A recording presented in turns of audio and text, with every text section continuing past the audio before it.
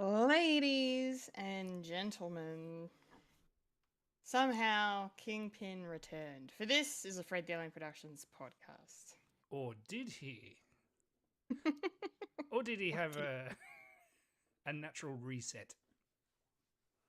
A natural reset, you say? Ooh. But we'll talk about that later. Spoilers! Spoilers! Cue the music. I don't know what we're yelling about! We came, we saw, we kicked its ass! Wait a minute. Wait a minute, Doc. Are you telling me you built a time machine? Kind of a DeLorean? The way I see it, if you're gonna build a time machine into a car, why not do it with some style? Who is this? What's your operating number? Boring conversation anyway. Look, we're gonna have company! Loud noises!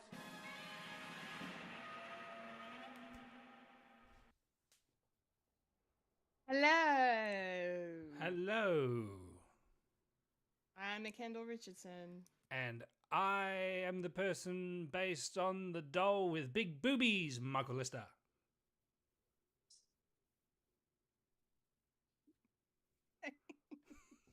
Yeah, and you're now experiencing a podcast called Fred. Yes, experiencing it through the medium of everything is pre-recorded and we can edit. Maybe not. Just keep it in. Just keep it in. Just keep it in. Just keep it in. Yes. It's all part of the show. It's all part of the fun. Why not? Yeah. Why? Come on. It's jokes. Come on. Why aren't you laughing? Jokes. Come on. Why aren't you laughing? Why'd you- Everything that you're laughing at, I wrote. Everything you're not laughing is someone else's joke. Yeah. How How are you? good. How are you? I'm good. I'm good. You good? You good? Great. Great. Yeah, it's good to be here another week. Unfortunately, we were so close to having Fuller on the show. We were so close. Missed it by Getting her that on. much. Missed it by that much, yes. So she sends her apologies, but it is January. It is Australian Open time, so she's busy. So hopefully she'll join us some point soon. But it will be worth waiting for to have her back. But we'll carry on in her stead as we do. Keep carrying So- on and on. Carrying on, and on. Beginning with the weekly watchings. Mike, what have you been Yes. watching? Well, I have been watching campaign 3 of Critical Role. Very nice. Up to 40 something, 7 now. So another 10 in the bag of where I'm up to, and that's basically it. Otherwise, the stuff that we're going to talk about later. Okay. Yeah, I can't really say much that I've seen. Otherwise, it's a big spoiler if you're not up to date. Stuff happens. They rolled 20s, they rolled 1s, and some critical fails as well. But I will say I just spent most of my time on just on the social medias, just just watching random stuff, like the Golden Globes, and well done for the people who won. And yeah, And yes, we're going to talk about that very soon. yeah. So unfortunately, Yeah. I didn't really watch much. So That's all right. yeah, sometimes you just get bogged down of watching role playing that goes for 4 hours, and yeah. But I'll be finished soon, so then I'll be watching Nice. some stuff. And I haven't been to the movies. I was thinking of going this week, but I might just wait to the holdovers. I want to watch that.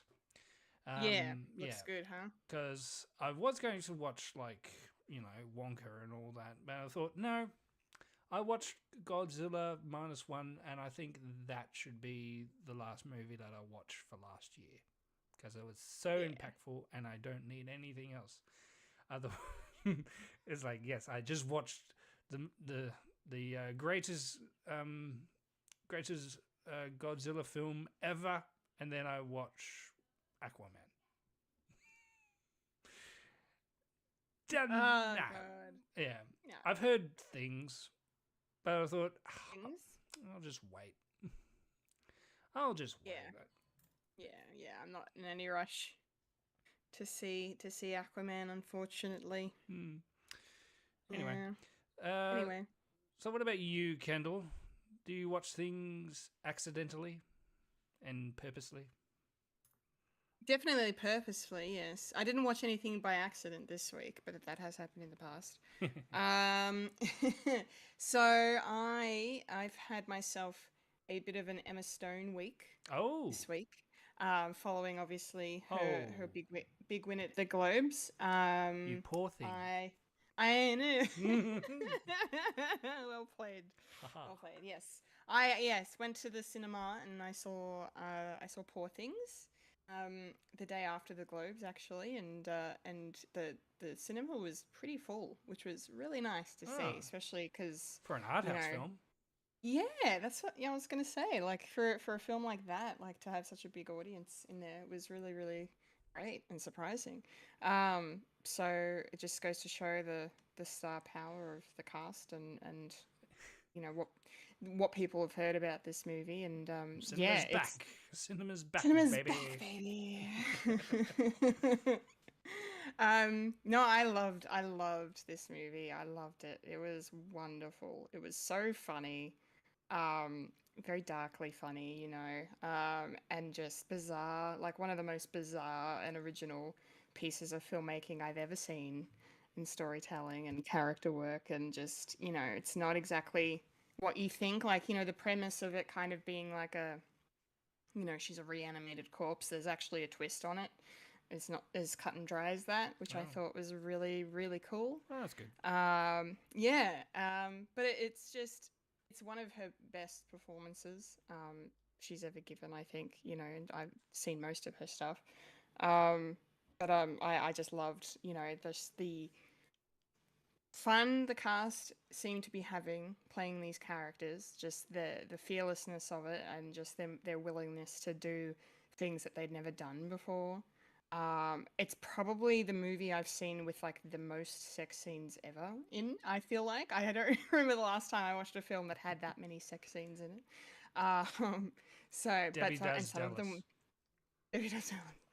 Some of them, some of them were really funny as well. They weren't all designed to be, to be raunchy or whatever. But they were very interesting, and just the film aesthetically, like in terms of its costuming and its production design and its everything. It was just a sight to behold. And the way it uses visual effects and practical effects to create this kind of landscape that this world is in was just stunning. So it's literally the only criticism I have of the film, and it's a nitpick, is that it probably didn't need to be 2 hours and 20 minutes long. Some of the scenes probably could have been shortened or tightened, but there like really isn't anything that you could get rid of too much, I suppose. But it was like that's a nitpick. I was happy to be in that world for that long. But yeah, it was great. I really recommend people go watch it. You might enjoy it, Mike. I think. Yeah. It's definitely on one of my bucket lists because everyone in it looks fantastic and it just looks bizarre, and I love my bizarre. Oh. How bizarre! How bizarre! Yeah, All it definitely the ticks poor things.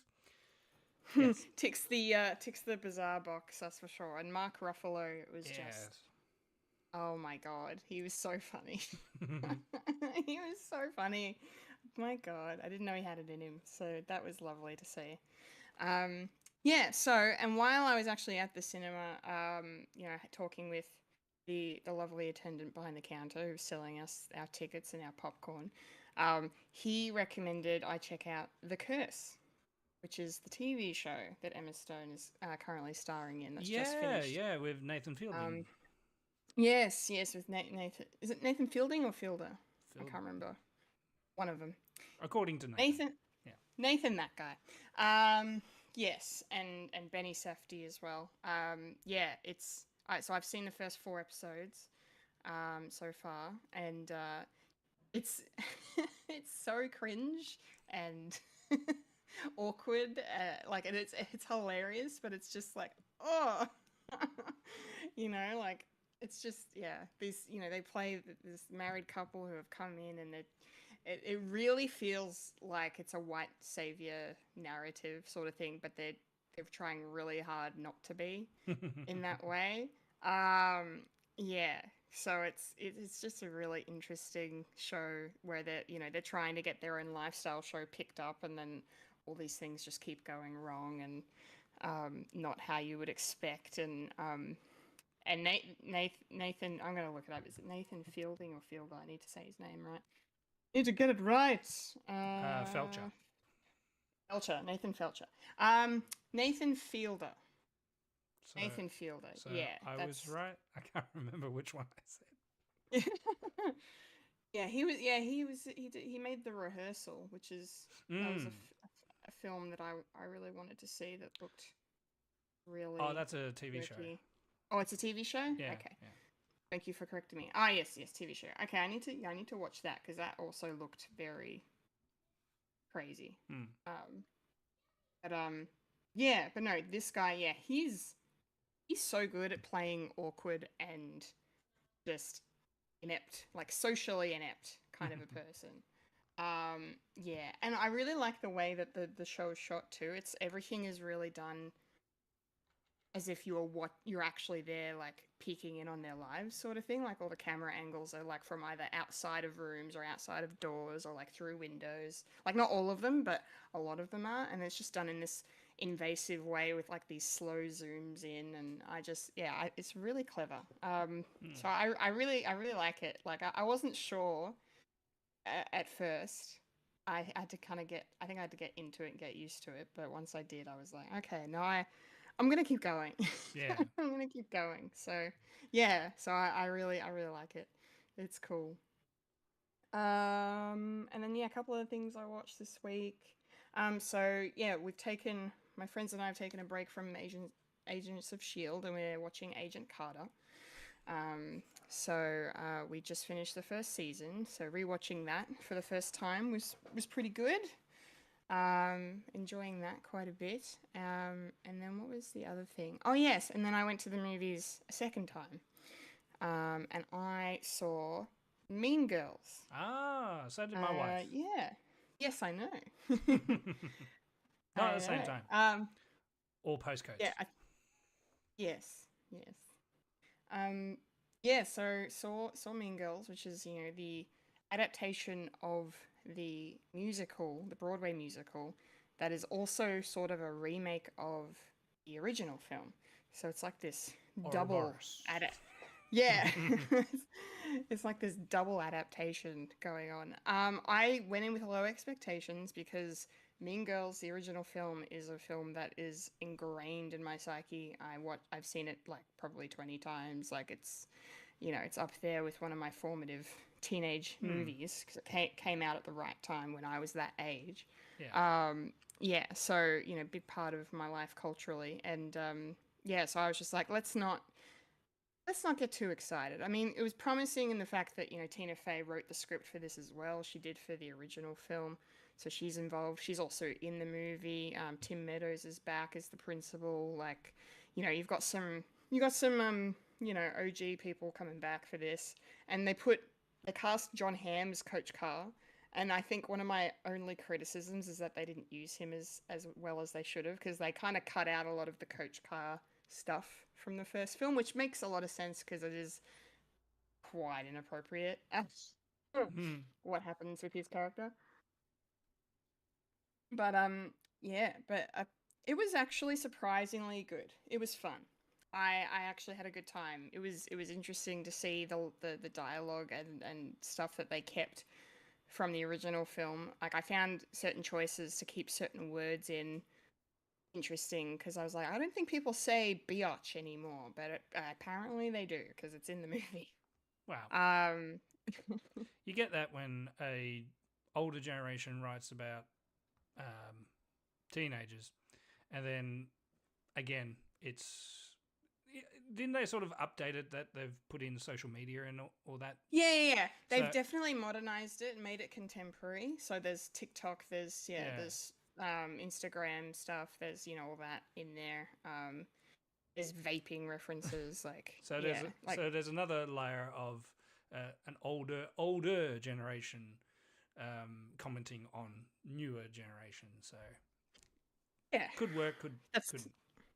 it's steeped in there. It's steeped in there, yeah. But no, but it's good, and the songs are good. They're pretty catchy. Like none, I don't like they're not really stuck in my head now. I mean, they were stuck in my head for the next day. I think some of them.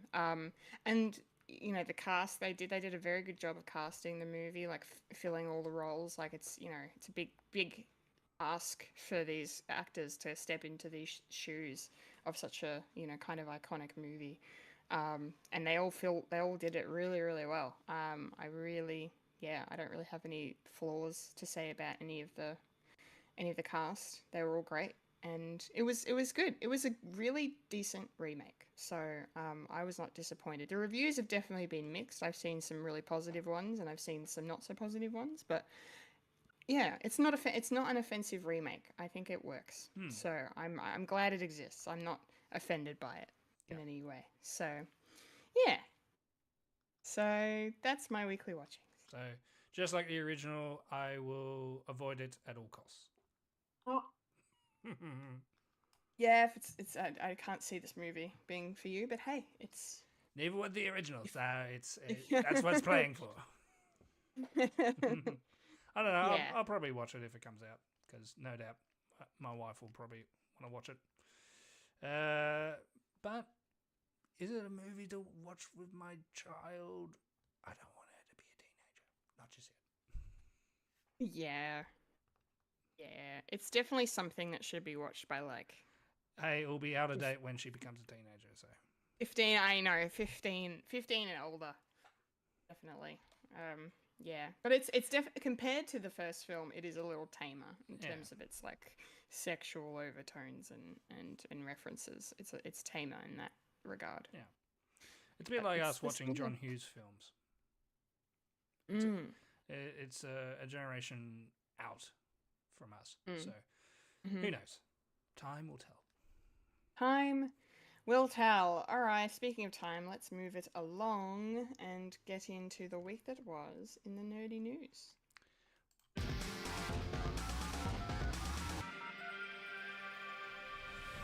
This is the news in nerdy news. The nerds that talk about the nerdy news. That is us who talk about the news that is nerdy. And now the queen of nerdydom, the hostess with most S, Kendall Richardson. Take it away, Kendall.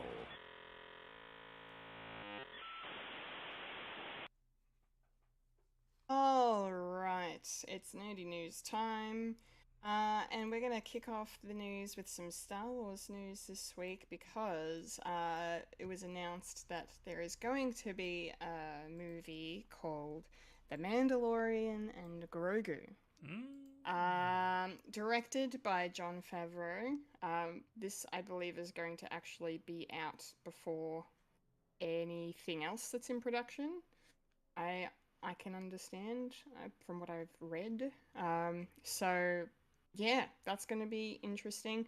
Apparently, it's also going to coexist alongside the whatever Heir to the Empire movie Dave Filoni's supposedly working on. That's going to wrap up Ahsoka and all the stuff. So I think these two movies are going to go.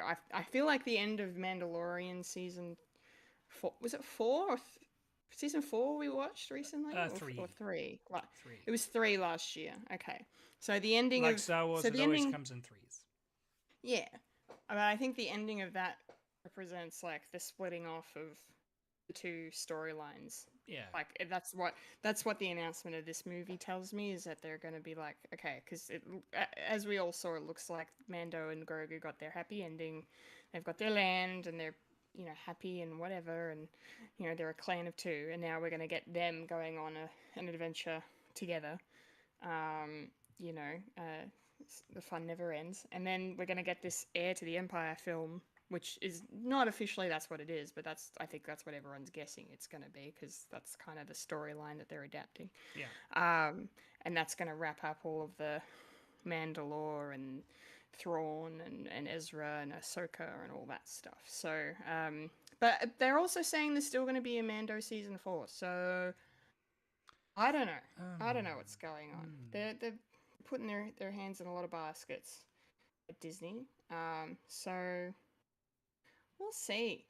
Dave Filoni and Kathleen Kennedy are also going to produce the film alongside Jon Favreau. So yeah, it's going to be cool to see them on the big screen, though. I will admit, I'm looking forward to that. Going into a cinema and seeing Grogu on the big screen, seeing Din Djarin in action. So, yeah. So we're still getting these other movies, and we're still getting another season of Mando. So, yeah, I don't know. Lots of things are happening over at Star Wars. What does Mike make of this news? What do you think? Well, Michael, in the third person, reckons. Funny. Sorry. No, it was good. I like it. It's something different. I like it. Besides this, more stuff. Kind of cool. Ahsoka season 2. Getting a season 2.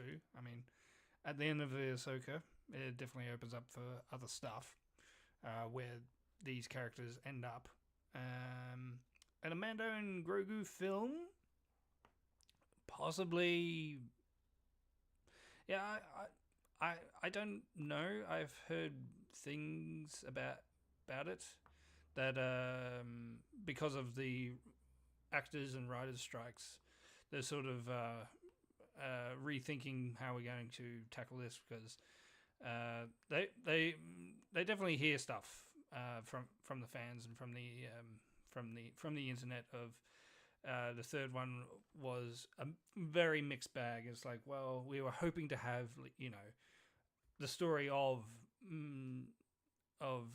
Din and Grogu, but it was more to do with Mandalore and all that. So possibly it will take place after that, or it is part of season 4.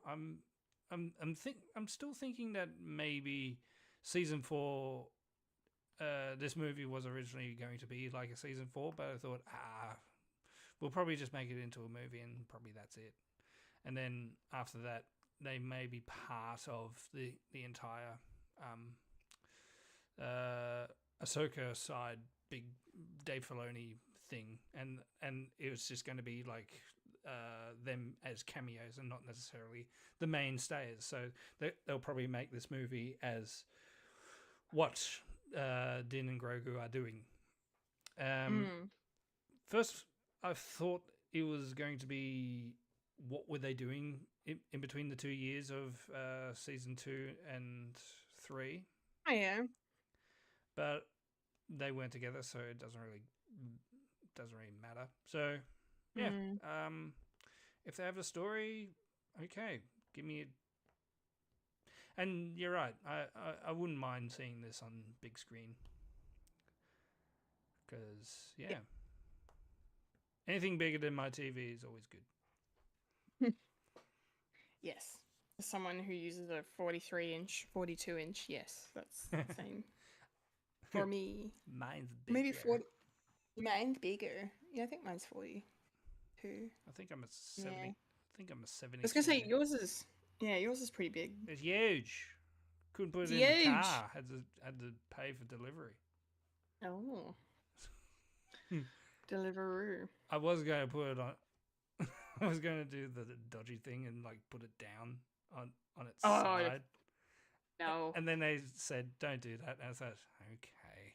I was going to put it in. It's like I was going to put it in the Fiesta, which is a tiny car. Jesus.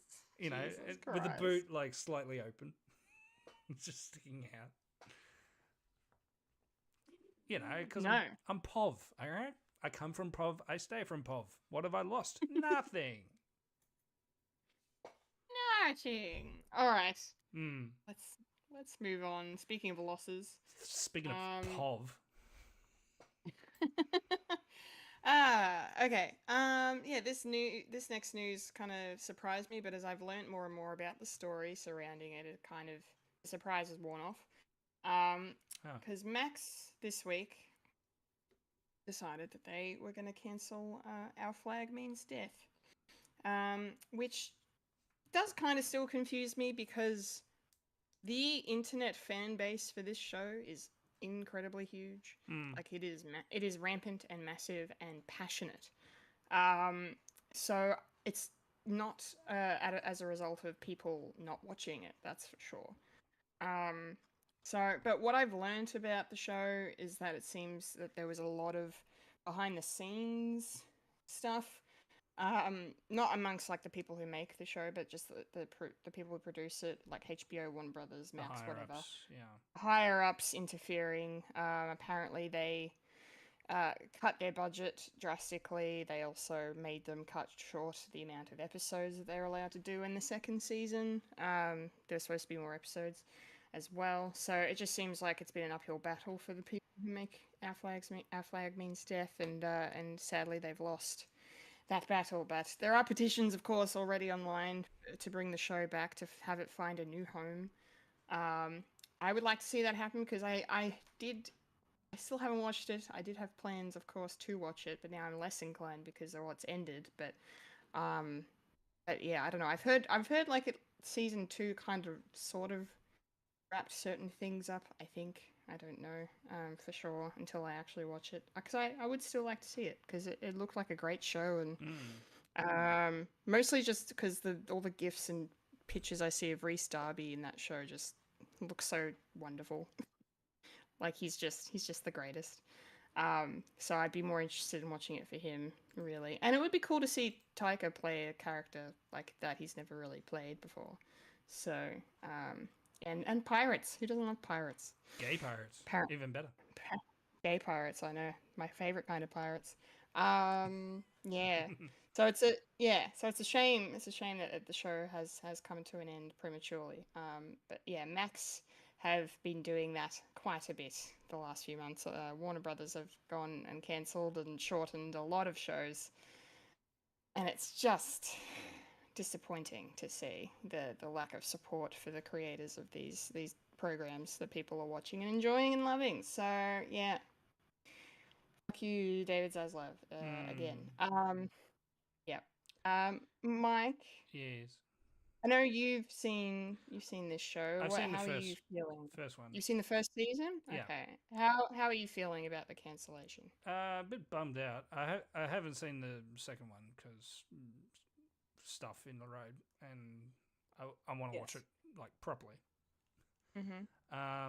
But the way I've heard is the ending for the second one was definitely open ended, but the first season definitely has, like, they didn't expect to do anything after it, so it definitely has a good comma at the end of it, Right. and not necessarily a full stop.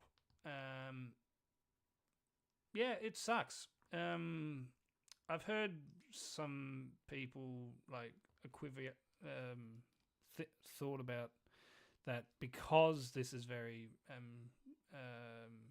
LGBTQI plus full on, that people saying, well, because of the writer strike and everything, that all the companies are sort of predicating to think, okay, we need to think about this smartly, in their quoted comments, that we need to like take away the fat and like get down to basics, and with that is status quo.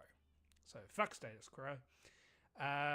Everything can't be too challenging. We need to get like a lot of people like looking at this, and we can't really like feel adventurous, especially with gay pirates. So, and a lot of people are also lumping on A League of Their Own as well, the TV show, and saying, "Wow, it's kind of weird that you're cancelling some very popular shows that are involving a certain niche perspective."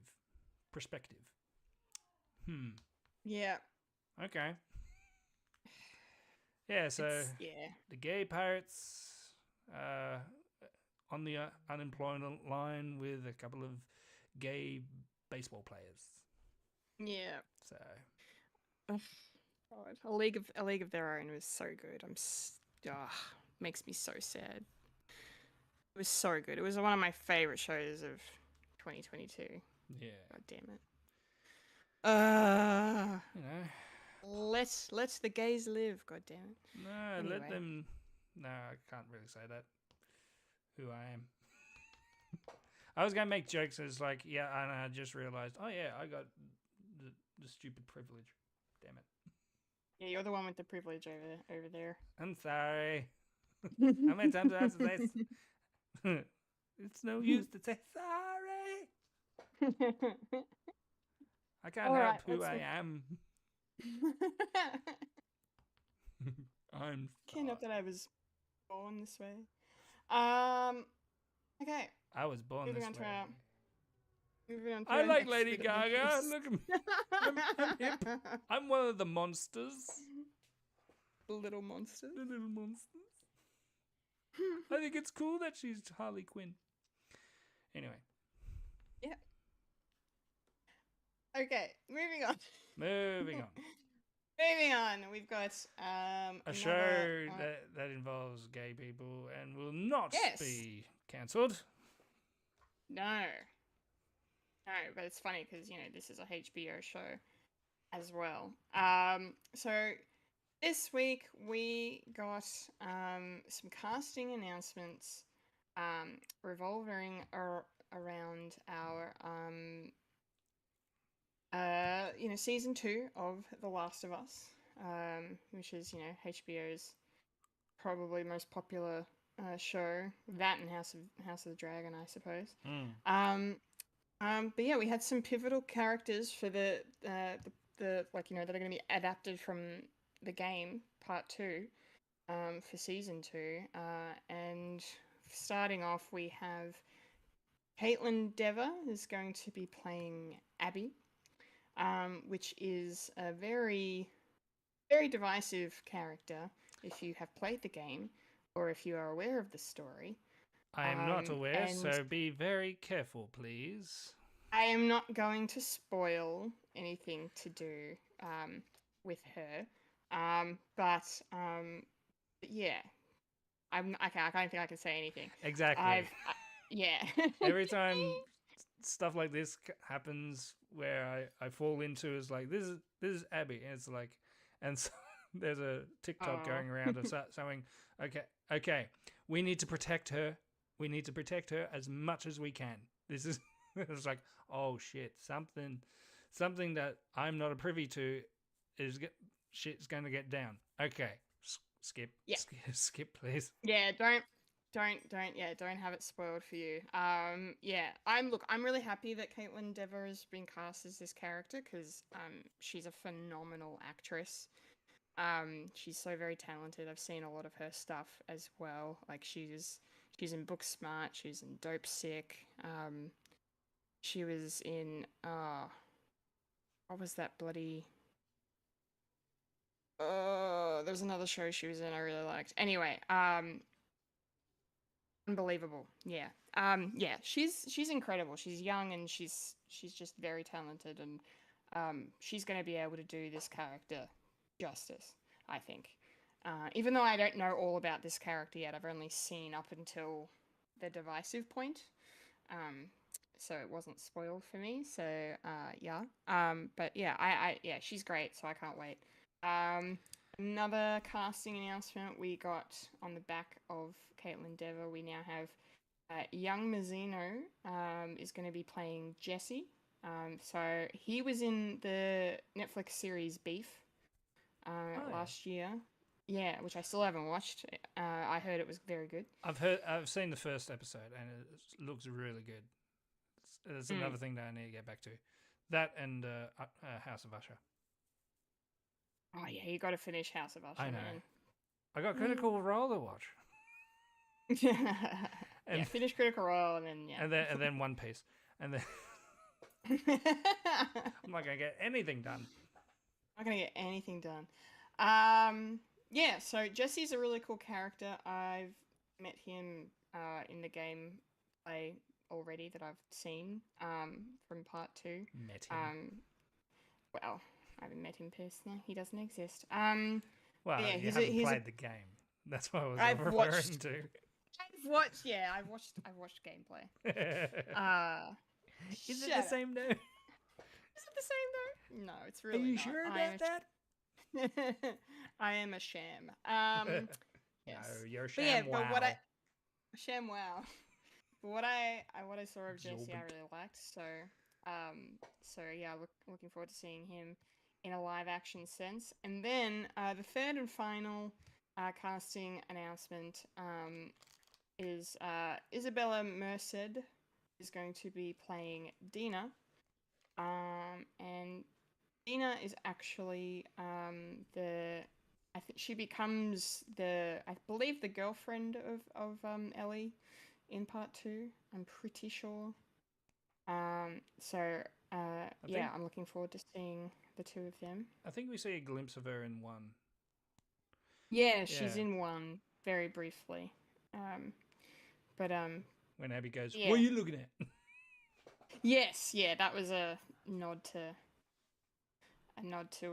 yeah, to Dina. So yeah. No, I think this is great.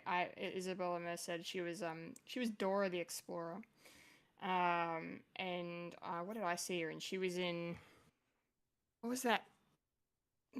Instant Family with the names of the actors have escaped me completely. What was Instant Family? It wasn't Jennifer Garner, was it? No, it was Mark Wahlberg and Rose Byrne. It's where they adopt a bunch of kids, and yeah, Isabella Merced is the eldest teenage daughter.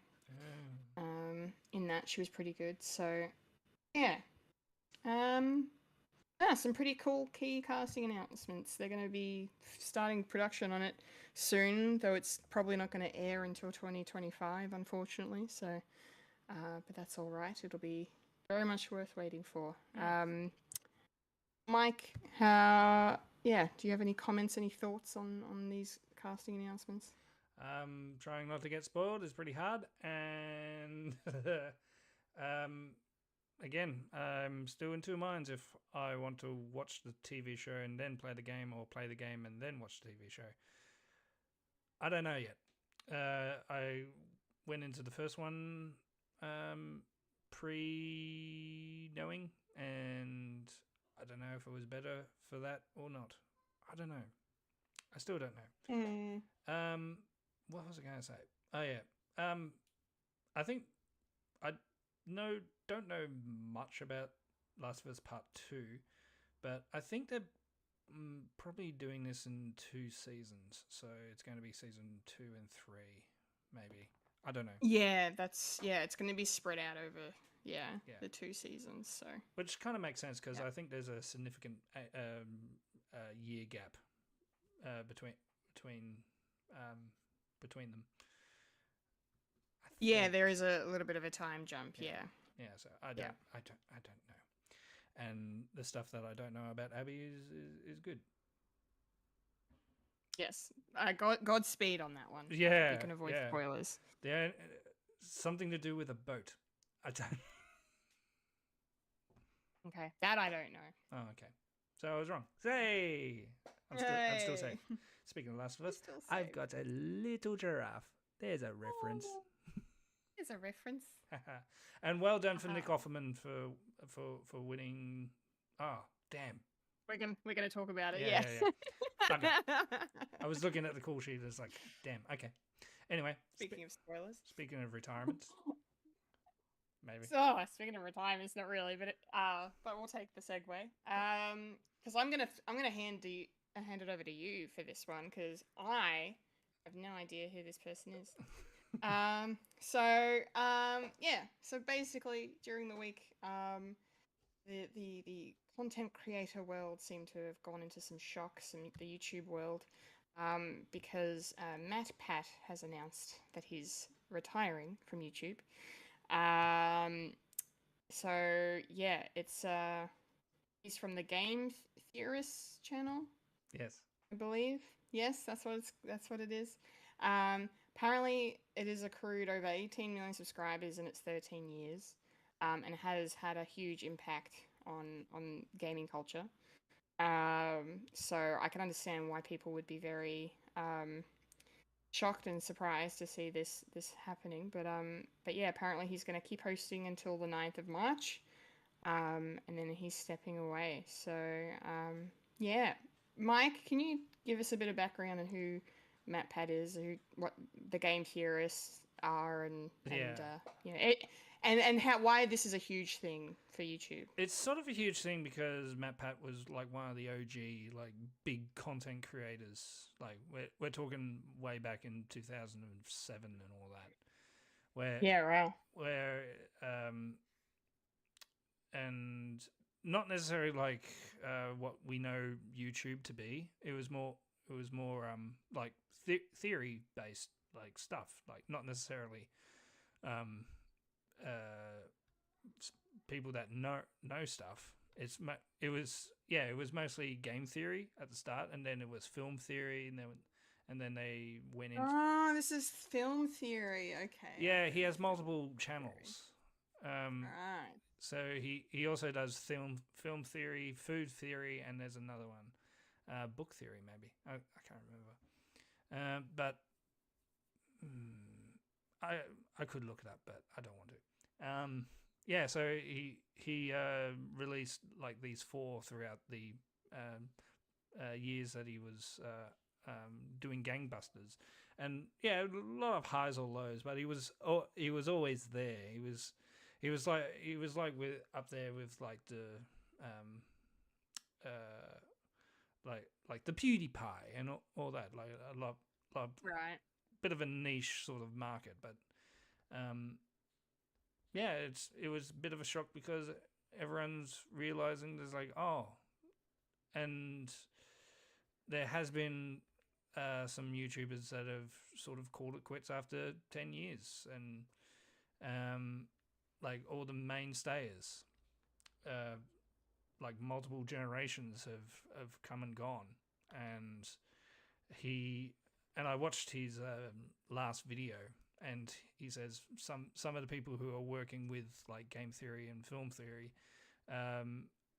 were brought up with his shows, because all of them were like little kids, and then now they're big kids. It's a generational thing. So it's not necessarily he's retiring the entire thing. Like it's not. No. There's not going to be any more film theory or game theory or anything. But his hosting jobs, he wants to step back and be like a producer on the side, because he has a young family and he wants to be there for kids, be there for his kids, and it's understandable. And I'm the opposite. I want to get away from my kids and actually start up a YouTube show. Ha ha ha! Where we are. Oh. No, I love my kids. Yeah, and yeah, it was a bit of a shock, and just yeah, it's kind of hard to explain, because Mm. it's a they say retirement from a job, where YouTuber isn't really a job to many people. Like, yeah, and it's just a shame. It's just a little thing that's saying, oh, that's not going to be around anymore. Like, it's not going to be as it was, and it was like this thing that we were watching when, like, especially when I was coming out of high school, like watching his like game theory of Rosalina's true parents, Peach, and he alluded to Luigi. So there's a lot of stuff like that, and like Ness's Sans is probably one of the biggest ones that are more contentious than most. Like a lot of people don't like that one because it doesn't make sense. And also he was huge with the sort of the Five Nights at Freddy's stuff, like Okay. jumping into the lore of that, because it was involving games and novels and everything like that. And he was a cameo in the movie with Oh, really? yeah, with a line of, because his catchphrase is that's just a theory, a game theory, and everyone knows that. And he had that. Yeah. It will be a shame. Like I sort of fell off a couple of years ago of watching his stuff. It's like, and it just comes and goes. And then I saw this on my recommended, and I watched it, and it's like, oh, well, don't I feel old? I'm an old millennial YouTuber now. Yeah. Yeah, elder millennials. Time to grow up. Really? Is it time to grow up? Maybe. Maybe it is time to retire and give the young people like a chance. And this is what he's doing. Of having a platform and actually letting other people have that chance. So, good on him. And no doubt we're going to see his face again. It's just not as it was. I don't like change. No one does. But no. It's inedible and it's healthy. It is. It is good. Speaking of which. Speaking of things that aren't really a job. Acting. Acting is definitely film making. It's not a real job. You know, a real job, lay some pipe. Be a bricklayer. You need calluses on those hands, those heavily moisturized hands. So, to wrap up the news for this week, we had a couple of award shows take place earlier in the week. We had the Creative Arts Emmys, Yay! as well as the Golden Globes. So award season is in full swing now. Obviously, Creative Arts Emmys should have happened a while ago. That and the Emmys are happening this week. So they were delayed because of the strikes. So this is why we're having them now. The Creative Arts Emmys is it's basically an extension of the Emmys themselves. It's just a ceremony that's separate for all of the writing and the casting directors and the stunt performers and the costume designers and the set design, like all of the little creative people that work on this stuff. They, it's their time to shine. But they also put some of the acting and other best TV movies and best whatevers at this one. Some of the smaller, bigger awards. To cap it off. And as Mike said earlier, Nick Offerman won for playing Bill in The Last of Us. I'm so happy. About it. It's very great to see that acknowledgement. It could not have gone to a better actor. Like, if it had gone to Frank, what's his name, Murray Bartlett instead, then I would have been equally as pleased. But no, Nick Offerman, that was like an incredible performance from him, so it was really nice to see it acknowledged. And then also Storm Reed won for playing Riley in The Last of Us as well. And I saw her speech and she was just overcome with emotion, the poor thing, and it was just so lovely to see, the way she talked and what she said, and it was very much your standard kind of speech, but it was just so nice. I'm like, oh, she's just a girl from, a small town who made it big for herself, and it's just really, really lovely. So stop making me sing. Just a small town girl. I live to make people sing. And then the other really cool thing that happened was that Weird, the Al Yankovic story, won Best TV Movie. Just wonderful, wonderful, wonderful news. Much deserved. Good to see that getting some recognition as well. Love it. On his way to get an EGOT. I know, yeah. I saw his post. He's like, that's 2 letters out of the 4. He's halfway there. So he just needs that Best Original Song Oscar behind him, and he could adapt Weird into a Broadway musical and get a Tony. So I don't know why he hasn't. He should. Totally, that'd be he was great. stolen. He was stolen for best original. You know Spy Hard. Oh, okay, right. Yes, yes, yes. I know He the could have. movie. He could have. And also, he did the main song for Captain Underpants. Oh, cool. Yeah, so I didn't know that. well, it's a kids show, so kids movie. Yes. Kids movie. I don't Yes. blame you not watching that. No, that's fair. That's fair. Yeah. Did you have any thoughts about the Creative Arts Emmys before we move on to the Globes, Mike? Oh, okay. Yeah, they are more deserving and need to be more televised for that. Yeah, Yes. and because they what make film happen. Yes. It's not just about the actors and and The the glitz writers and the glamour. directors. It's about the whole crew. It's Mm. about everybody. So yeah, it's just really nice that they get their own ceremony and it's not just a here's an Instagram post saying who won sort of a thing. Nah. Filmed in a closet. Yeah, it's a pretty impressive closet. Yes, Like a TARDIS of closets. better than my closet. And switching now to the Golden Globes, the first big award ceremony on the way to the Oscars. Yeah, so let's see. Oppenheimer, of course, was the outstanding performer of the night.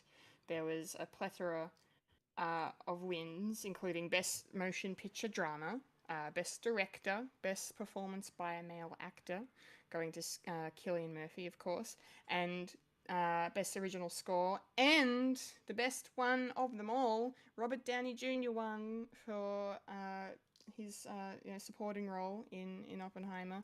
I'm very, very happy about it.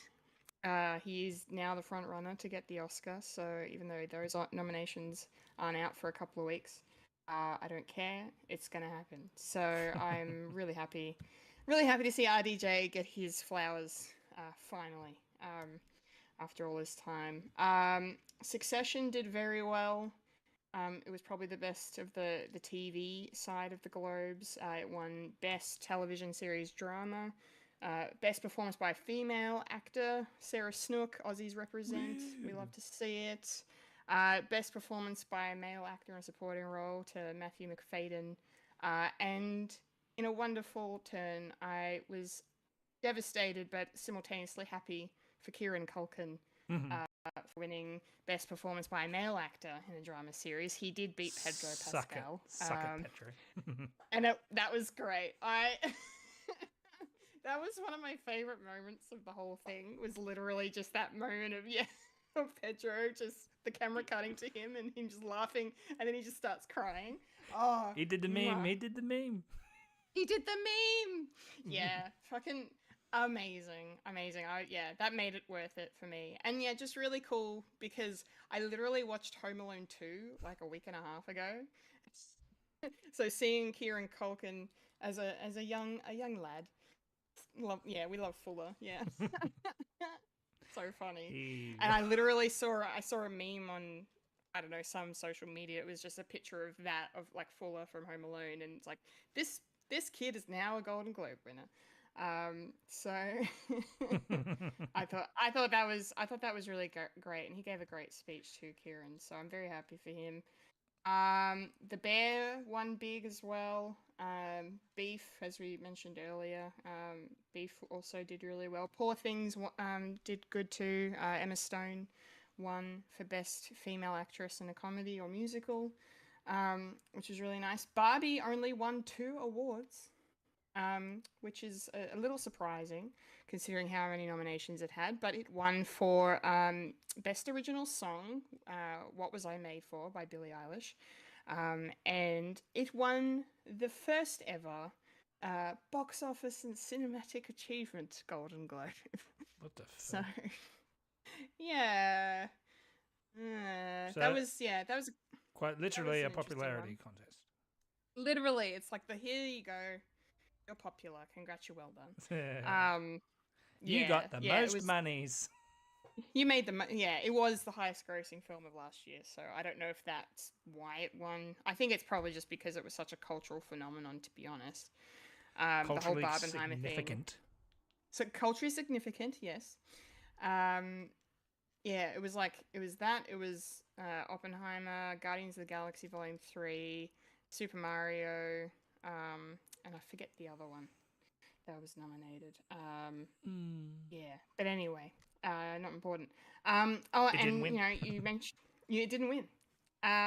And you did mention earlier you want to go see The Holdovers. Well, Paul Giamatti won for best comedic performance, best actor by a best yes best performance by a male actor in a comedy or musical. Best, Yes, best, I can read best. the thing. He's best. Best. He's best. Yeah, and that movie looks excellent too. Yeah, So yeah. I'm looking forward to seeing it. Yeah, I feel like there was something else about the Globes that I wanted to mention. Oh, it's definitely worth mentioning that Lily Gladstone won for her role in Killers of the Flower Moon. Yes. Because it was a historic win because she was the first Native American actress to win in that category. That's massive, and I really loved her speech the most. It made me cry because it was just like, oh my god. She said half of it in her native language as well, and and her mum was her date, and you got to see her mum looking up at her on stage, and yeah, it was just beautiful. So, really, really happy for her. So it's going to probably come down to her and Emma Stone for the Oscar, I would say. We shall see. But yeah, I feel like there was something else I'm forgetting. If I remember it later, I do. If I don't, then it wasn't important. Mike, your thoughts on the Golden Globes? Anything to add? I've said my piece on award shows, and especially the award of the most box office significant whatevs. Yeah, whatevs. it's all a bit silly. But yeah, congrats for the people who've won. Shame that yeah, it was sort of almost marred by the host, but we'll just leave that where it is. He's definitely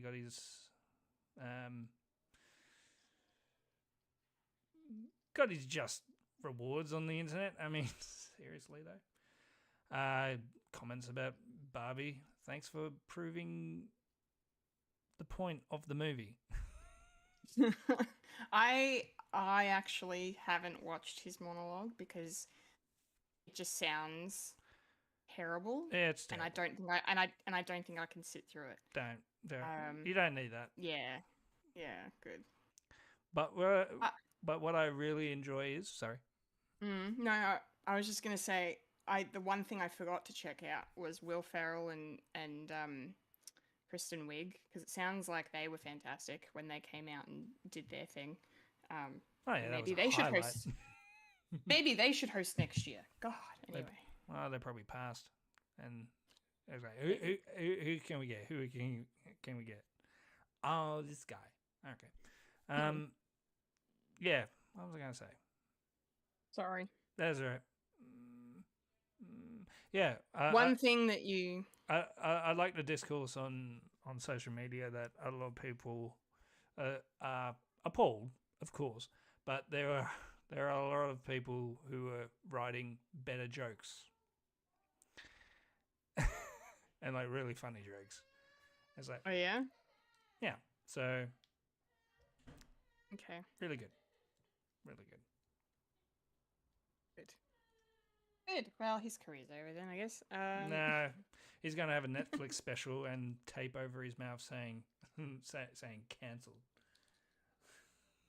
Oh dear. Just jokes, no, and bro. then he'll come out and be like, I didn't write half of these, or whatever he said. Yeah.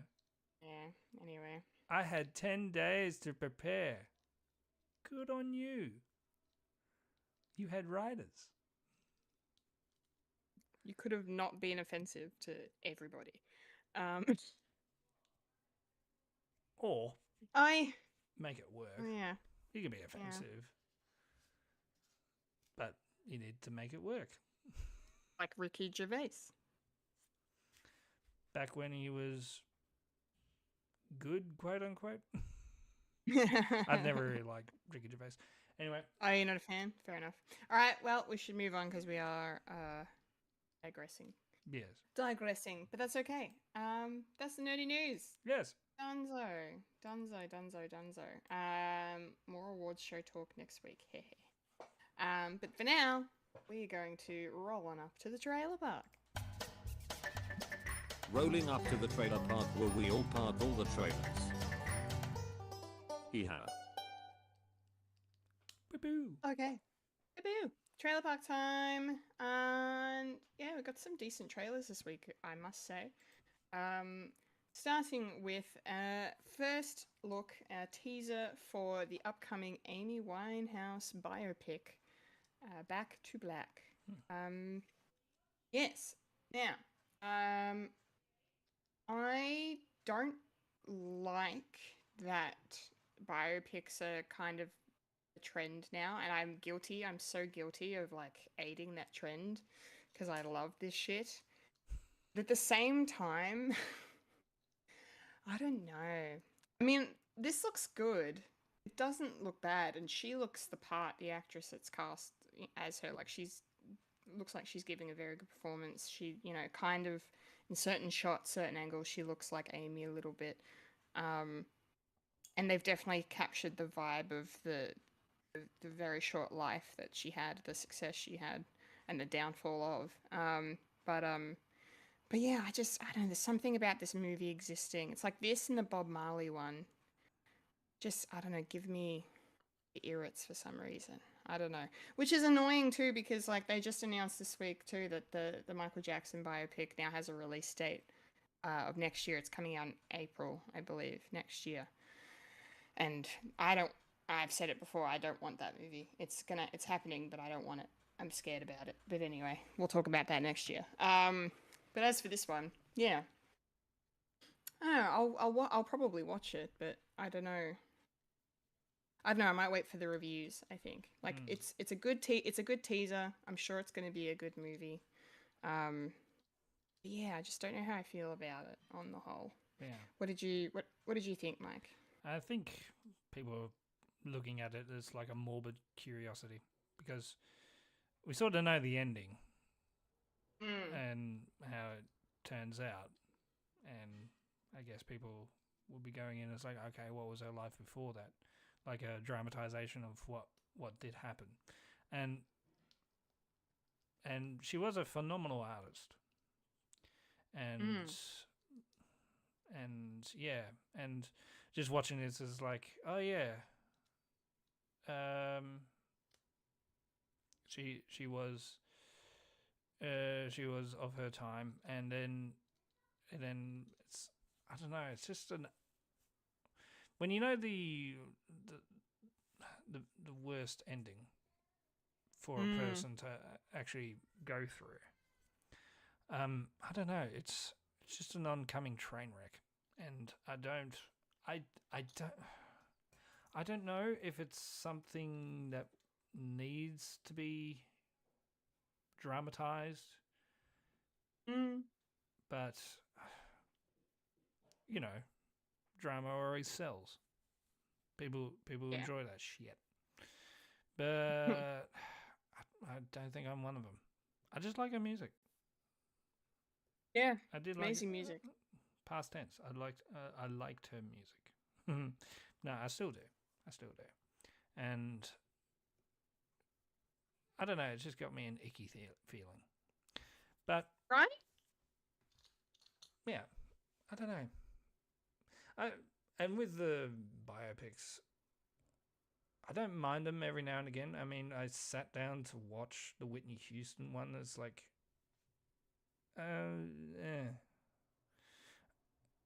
coming from me, who really enjoys weird, because they did something cool. They did. And very fitting. And it was on TV not too long ago, and we sat down to watch it. It was like, Oh, great. That's my wheelhouse. I need to get this on Blu-ray. Yeah, you should. Yeah. Where can I get it on Blu-ray? Oh. Internet. Cool. Wow. Anyway, yeah. Anyway. As I said, I'm going to get physical media. I just need the monies. I just need money. The money. Speaking of money, when is this coming out? Well, it's coming out pretty soon. 18th of April. Nice. We will get to see this on the big screen. Yes. Yes. All right. Second trailer is for an upcoming horror comedy, I suppose. And this is called Abigail. Yes. Yeah, when I saw like images and stuff before I watched this trailer, I was like, oh, this is gonna be another one of those like Megan like shitty. Not that Megan was shitty, I still haven't seen it, but you know, like there's just these like kind of like what cheesy whatever. Flash in the not pan. so good horror. Flash in the pan, not so good horror movies. But then like I saw this and it was just okay. You have my attention on this one. Especially when I saw that it was directed by the makers of Ready or Not and Happy Death Day and the recent Scream movie. So that made me go, ooh, all right, you definitely have my attention now. And the cast is fantastic too. Like you got freaking Giancarlo Esposito for one, Dan Stevens, Catherine Newton, Melissa Barrera, the late Angus Cloud in one of his final roles. May you rest in peace. So it's going to be sad watching him in this, but no, but this movie does look interesting and fun. It's like it's a different take on vampires, and I am here for different takes on vampires. Yeah, and I kind of like the subversion of it's they've kidnapped this young girl expecting one thing and then it's something completely different. It kind of almost made me think of like House on Haunted Hill. Like you have to spend one night in this house. Yeah. And survive to get what you want or whatever. Yeah, so it kind of had that vibe. Yeah, I'm gonna have a look. It definitely feels like it's like a remake of like a early 1950 sort of film, but I don't think it is. I think it's the same thing. No, I think it's original. Yeah. But it definitely has that sort of feel of situational horror, but it's this scary little child, which I'm all down for, based on a. Oh, okay. I was based right. on a what? I was right. Oh, you were right. Based on and a reimagining of a 1936 Universal classic monster film, Dracula's Daughter. Oh. There we go. That's not mentioned on IMDb. That's interesting. This is on the Wikipedia. Oh, unless it's in the trivia. Yeah, possibly. Could be in the trivia. It's got nothing to do with the writing of the script. They haven't mentioned. And that is based on Dracula's Guest, a 1914 story by Bram Stoker. So from the original man himself. Yeah, it said one thing in here. It says it's a loose remake of Dracula's Daughter. Yeah, according to IMDb. So not necessarily, but not necessarily. Yeah. Short story. Okay. Yeah. So. Okay. Interesting.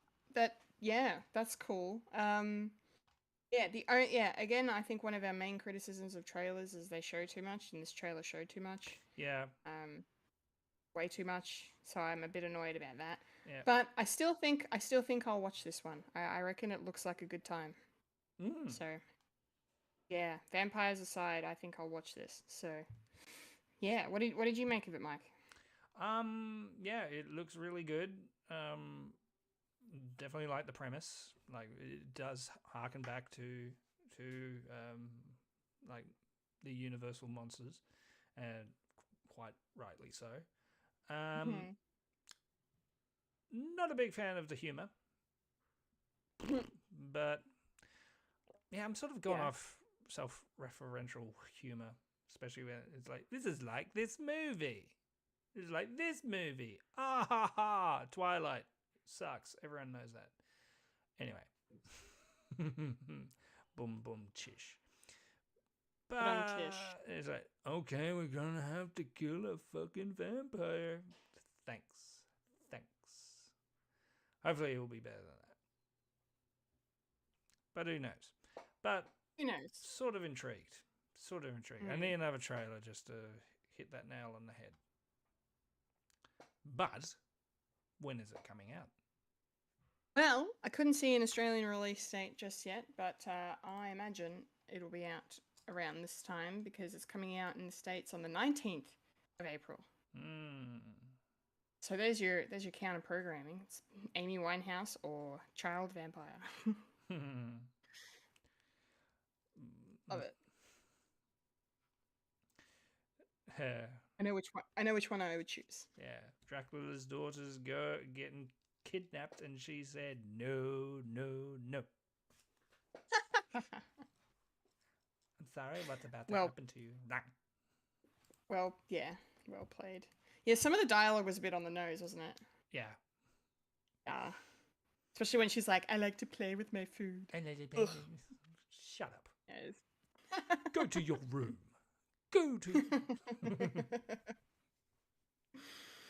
Okay, we got one more trailer to discuss, and this one is for an upcoming, very highly anticipated Netflix series, and that is The Three-Body Problem. This is the show that's been in the works for the last couple of years by the creators of Game of Thrones. The good one or the bad one? No, the bad one. Oh, no. Oh, no, yes. David Benioff and D.B. Weiss, this is their show. Their first thing they've done since Game of Thrones, I believe. And, yeah, it's finally about to drop. So, this was a really, really good trailer. I really liked this trailer because it showed a lot, but it didn't tell you exactly what the fuck was going on.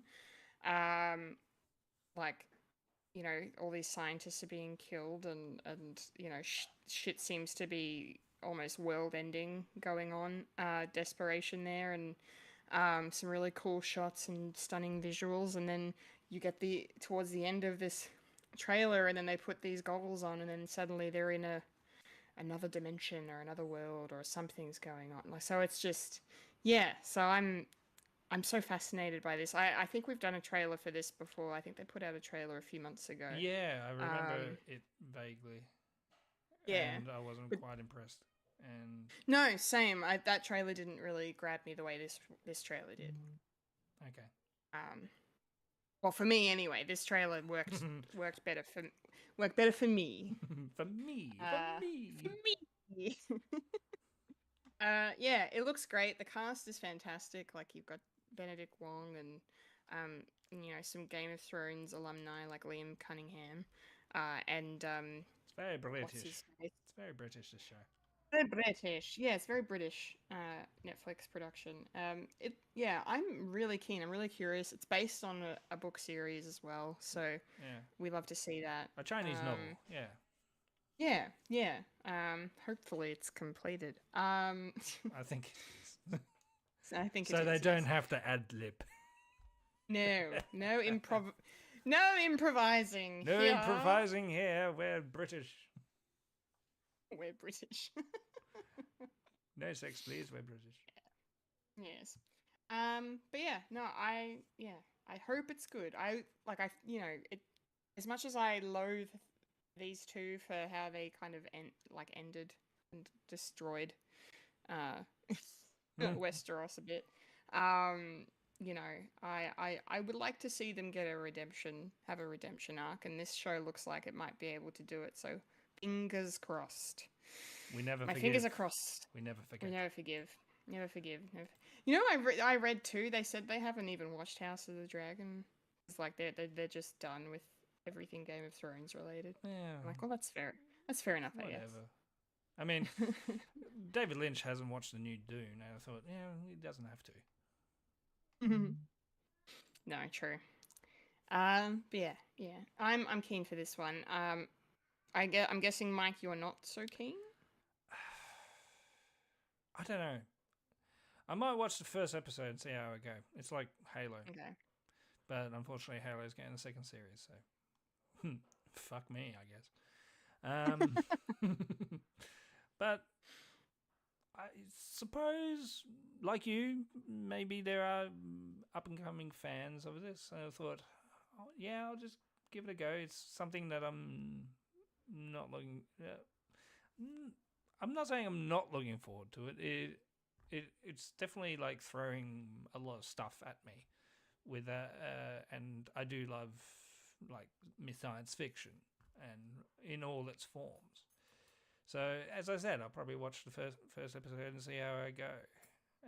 And if that doesn't clinch me, I thought, all right, I don't have to watch the rest of it, like I do for other things as well, and just leave it on the back burner for about 2 years, and then oh yeah, I need to finish that, like Deep Space,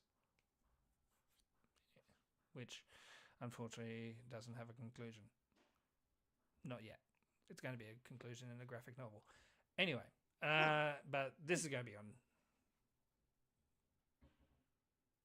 Netflix Yes. on the 21st. Yes, 21st of April. I've got March here. Anyway. Oh, is it March? I was just Did I looking write at the the wrong IMDb. date? Yeah, I went off the IMDb. I must have copied. I must have just gone, oh, everything else is in April. This is just April. Yeah, this is March. March? I fucked up again. Maybe, I don't know. I'm on the wiki. Yeah, yeah, it's March. I fucked up. Wiki never lies. Wiki never lies. Yes, it's coming out soon. Yes, March 21st of March on Netflix. Oh wait, It'll drop. Oh yeah, it's Netflix. Everything gets dropped in the same time. All first season will drop. Yes. Jesus Christ. Okay. Speaking of which. Jesus Christ. Speaking of which, yes, that's true. Not intentional. Not intentional segue. I love it. Oh, good stuff. Yes, speaking of, that's Trailer Park done, which brings us now to the moment, the segment section, the part, the place, the thing. Oh my god. I need more liquid. You need more? Yes, me too. Because we got lubrication. lots to talk about. The lubrication larynx. In popcorn culture. Popcorn culture yes. time. Popcorn culture time. And we are here to discuss, because it dropped in its entirety this week, Echo. Echo. Echo, yes. Echo. The mini series, I guess you would call it, starring Alakwa Cox returning as Maya Lopez from the Hawkeye series 2 years ago. That came out now 2 bloody years ago. Terrible. Time is passing. And yeah. So all 5 episodes of this dropped, and we're gonna get into it. Overall thoughts? Right.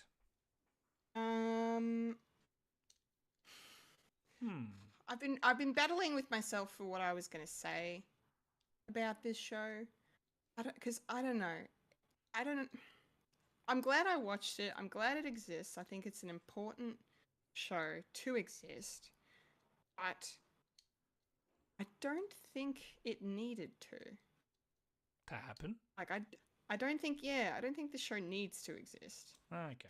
And I felt that way when it was announced, because I was like, okay, of all the characters in Hawkeye to get a continuation, it's Echo getting a continuation. I thought that was strange. I did like her character in Hawkeye. I thought she was a great antagonist. And her connection to Kingpin was really interesting. And I like, that was probably my favorite part of this show, was the way that was explored, I suppose. Her connection to him and her,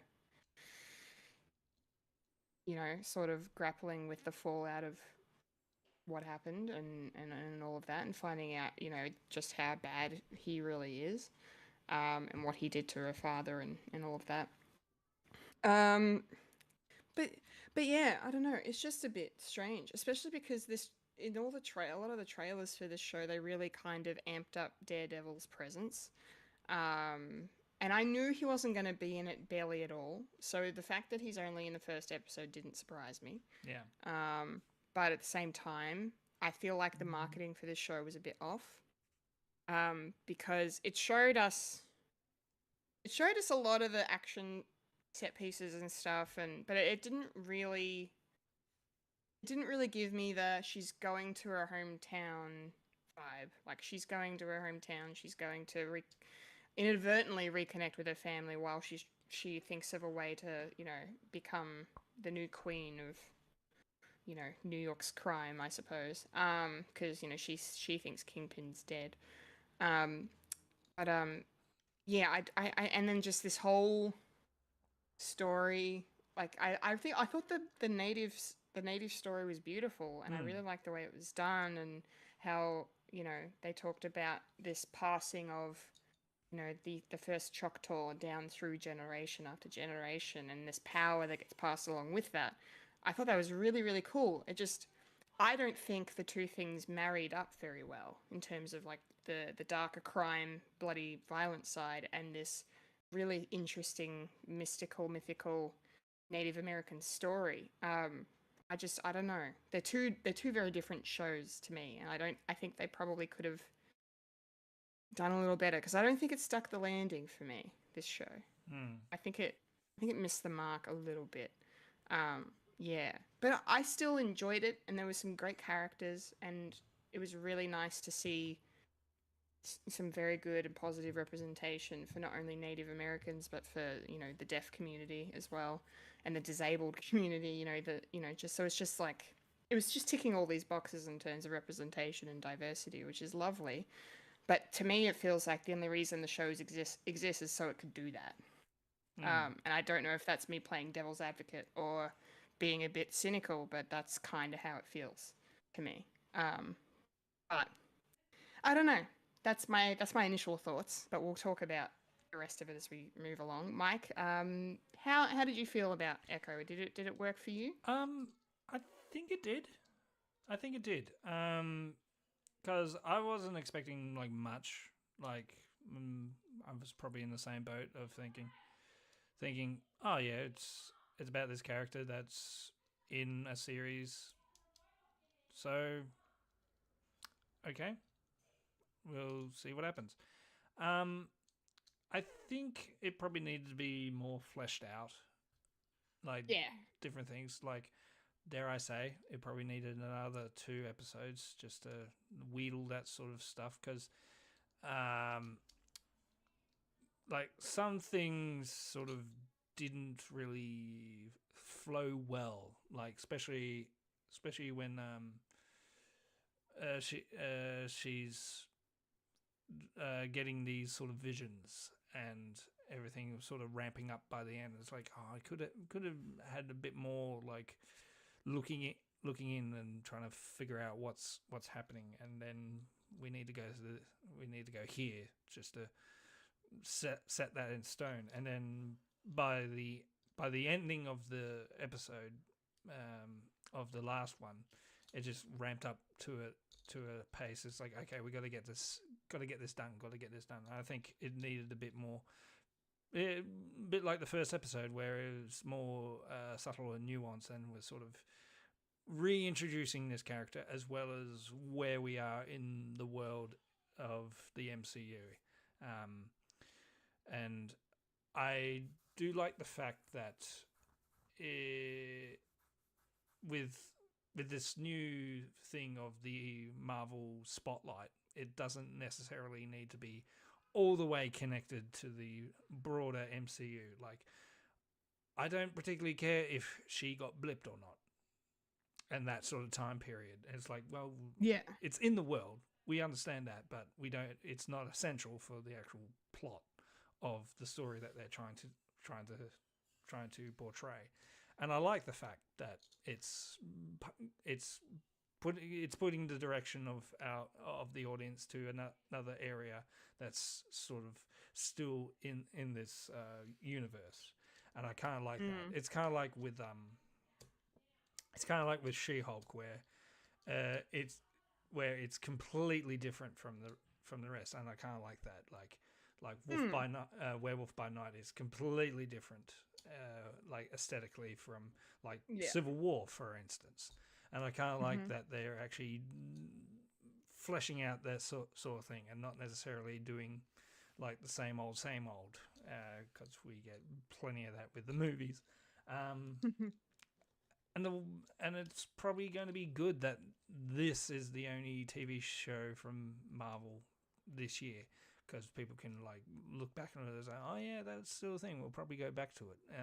It's definitely a lot of space for different things to come out, and and rewatch with the rewatch value, it's probably good, because they're sort of setting up like the Daredevil series with this as well. And not necessarily, it's like, oh, it's essential viewing. It's like, no, if you want like extra bits, you can probably watch this, and it definitely is setting up that Kingpin, where Kingpin's going to be in the new Daredevil series, and with the representation, I'm not one to judge, but it definitely. It's sort of evoked something in me. It's like it. I don't know. It wouldn't be bad for me to learn Auslan, which is the Australian Sign Language, because I do have a nephew who isn't verbally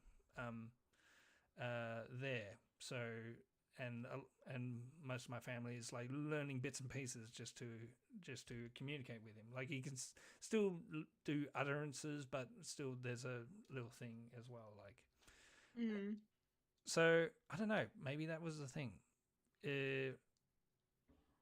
Representation, box ticking, sure, but it didn't feel forced. I think it was just naturally there, because why don't we do this story? Because this is what Echo is. And just getting the actual people of that tribe to be part of the production is is also good. It is very cool. It's the the Blood Moon Martin Scorsese movie coming out. It was the Flower Moon. Like there's a lot of discourses like, oh, you shouldn't be doing this. It should be it should be done by the people for the people. It's like, yeah, but it's Martin Scorsese. You have already an audience there that would actually go see it. So unfortunately, it is what it is, that you need that you need like these, like the big name star to spearhead the sort of thing, so people would sit down and watch it. And I think, unfortunately, it does suck that it is sort of tainted for that sort of thing. But hey, we sat down to watch it, and would we watch it either way? Probably not. I know I'm sort of sick of Marvel stuff, and I do make the jokes. It's like, oh god, another one. But I do appreciate that I actually watched it, and in a way, I do appreciate that it came out all at once. And I wish there was 2 more episodes, just for the flow. And I sat down to watch like an episode a day, and it sort of fit around my schedule in a weird way. That's good. Yeah. So overall, I appreciate it. And I don't know, I'll probably watch it again. It was really good, and the characters are great. Yeah, cool. That was my overall short thoughts. Yeah, no, I that was really great. I'm glad it seems you liked it a little bit more than I did, which is good. And I kind of agree with your point about the episode there should have been more of them. The story could have been could have definitely been fleshed out a lot. I even said to a friend of mine as I was watching, because he stopped watching after episode 1. So they did a great job of roping him. But That last scene, I was like, I can tell it's fake. It's really fake. I don't like it. Where they're sort of climbing up on that tower. oh, I know. I nearly messaged him too because I was like live messaging him as I was watching it, and I'm like, I'm sick of having a go at visual effects artists because it's clearly not their fault. But yeah, it didn't look great. It was like, oh, hello, green screen. Hello, last scene that had to be done because it was a reshot. Yeah, it wasn't good. But no, that first episode, I think what they should have done. I don't know if this is a good or a bad thing, but because it just felt so jarring going from the first half of this episode is flashbacks. You know, we get this beautiful scene from, you know, her childhood where we see what actually happened to her mum. We see how she lost her leg, you know, and it's a really great setup and a great foundation, I think, for the story going forward. And like that's where everything started, like where her trauma starts, where this division in her family starts, and that's a lot of what's focused on in the show. So that was cool. But then, you know, and then we go into like more flashbacks, and then like we go into that. They just put actual scenes from Hawkeye in the show, which I was like, okay, that's interesting that they're doing that. And like we get to see Jeremy for 5 seconds. I'm like, yay. And then, you know, we get more scenes with Kingpin, and then we get that, you know, her kind of initiation fight scene, I suppose, and Daredevil rocks up, and we get to see Charlie for a little bit, and I appreciate that. But so, and then, you know, after she kills Kingpin, you know, she just leaves and goes to her hometown. Like it's once that happens, it just feels like a different show. So I really would have liked them fleshing out the first half of that, making that a whole episode. I think would have probably served things better in terms of the flow and in terms of the continuity. Like if they made it its standalone episode, just catching you up to why Echo is the way she is, and how she feels the way she feels, and why she's going to try and, you know, take down Kingpin's empire and replace him at the, you know, on the throne, essentially, I guess. But yeah, I don't know. I just feel like it could have been paced out a bit better in that sense. I don't know. What do you think that would have worked if they'd done it that way? Possibly. And that's the unfortunate thing when everything is put on in the same day. Everything blends into each other. Yeah. I don't know. I kind of appreciate the sort of rehashing because it's essentially her story, and it's not necessarily as a previously on. It was more. Yeah, it was pretty much more fleshed out. It's like different like shots. It felt like it was from the Hawkeye series that they rejiggered to make it fit more within the Echo series. And yeah, I don't know what to say. Oh, well, I mean, maybe if they'd done less of it, like I feel like maybe one of the reasons they put in the scenes from Hawkeye is because it's been 2 years since Hawkeye. Yeah, and they wanted to remind people of who this character is and why she's doing the things she's doing. Definitely. Yeah. But so that sucks a bit, I think. I think if anyone's like coming in to watch something like, unlike us, we have seen everything that Marvel has made, but people like coming in, like this would be an introduction to the Defenders side of the Marvel universe, and and how it definitely does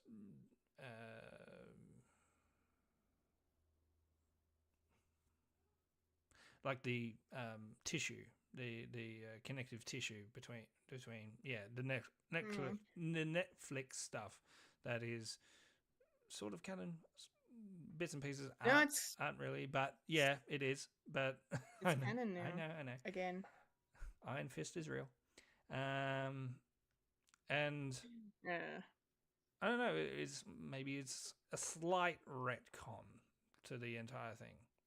Not, and that definitely has elements from the last episode where we go into the mind of Kingpin, and I suppose if people want to jump on to this first and then watch all the Marvel stuff with the Defenders stuff, and then go back to watch the other one just for extra credit reading. Yeah. I don't know what to say.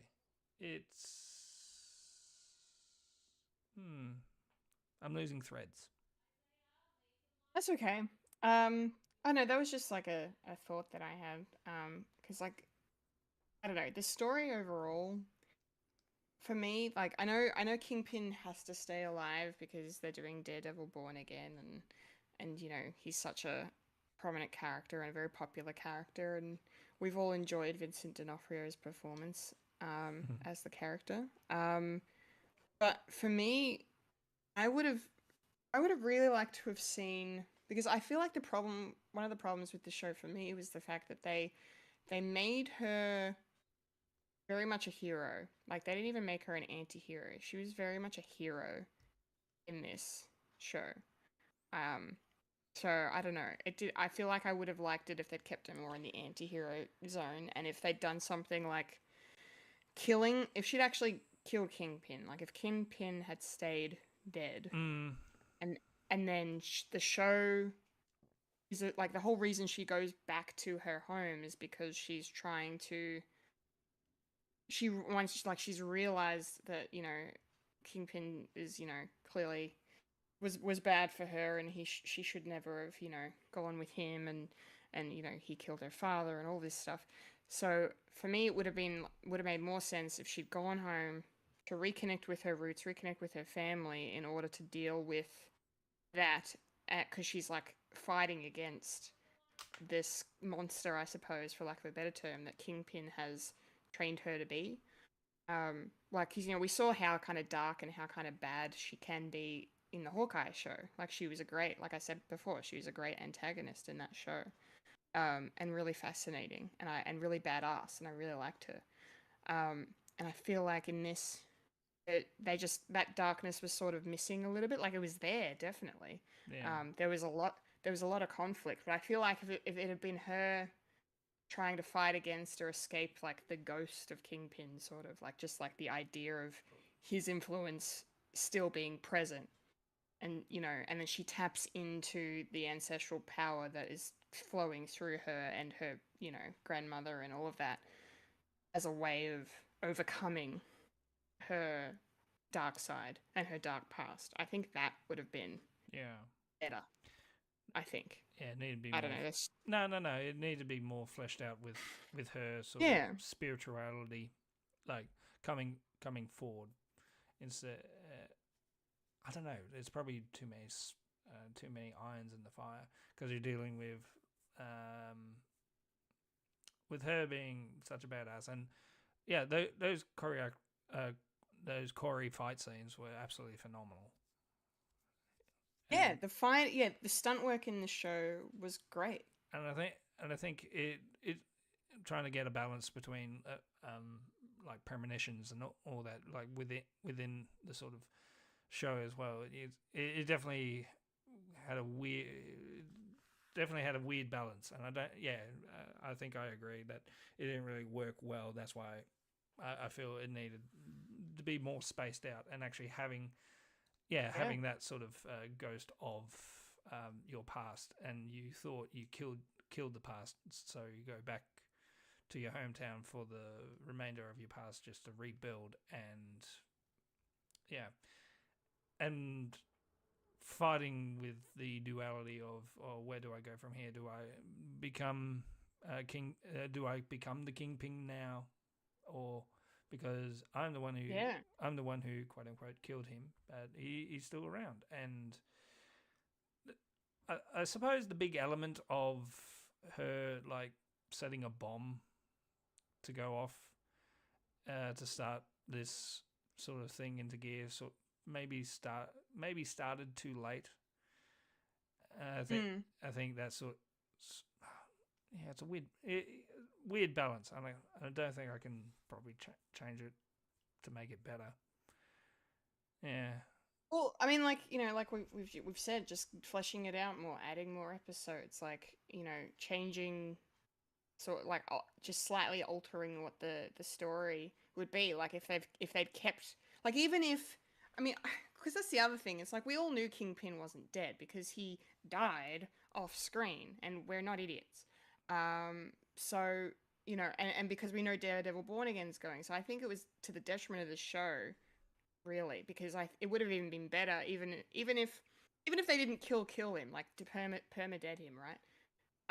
And just have him come back at the end of episode 4. Like even Kingpin came back into it maybe too early.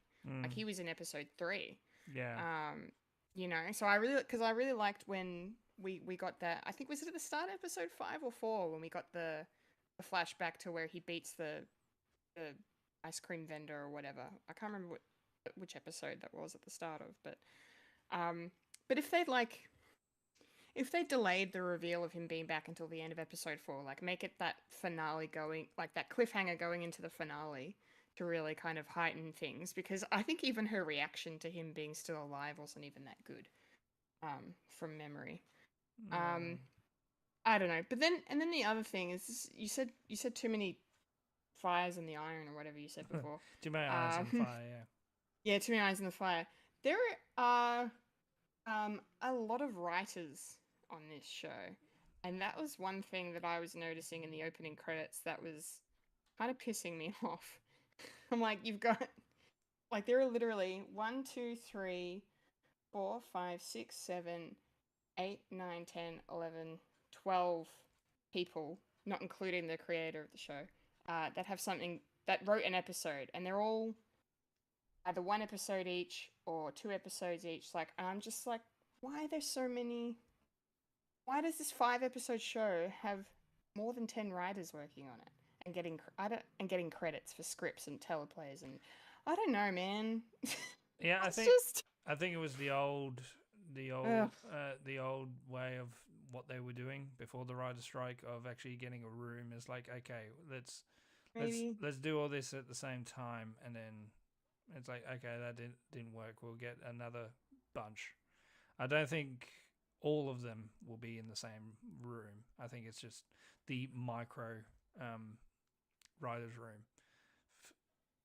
Maybe. We don't know what happened behind the scenes, but it definitely feels like, a lot of people had a crack at it and obligated to actually have them in the credits because they wrote maybe one line and that sort of thing.